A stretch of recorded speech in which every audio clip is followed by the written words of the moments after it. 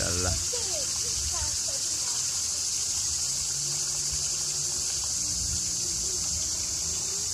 عزیزان با سلام خدمت هموطنان عزیز.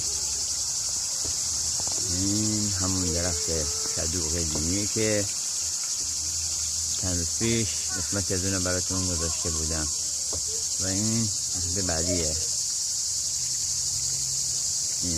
ادامه همون ویدیو که براتون دارم میگیرم. این کدو که انداخته میبینی که مال درست 5 روز پیشه. قربون خدا برم به سرعت رشد میکنه این گیاه، واقعا رشدش خیلی سریعه. اگر بگم که مدت 25-30 روز این یا به این بزرگی شده شاید باورش براتون سخت باشه، ولی واقعا در عرض 25-30 روز این گیاه به این اندازه رسیده.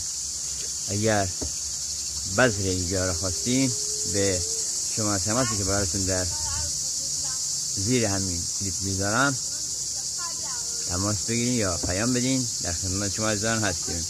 عزیزان بزرگوار، خدا نگهدارتون، دوستتون دارم.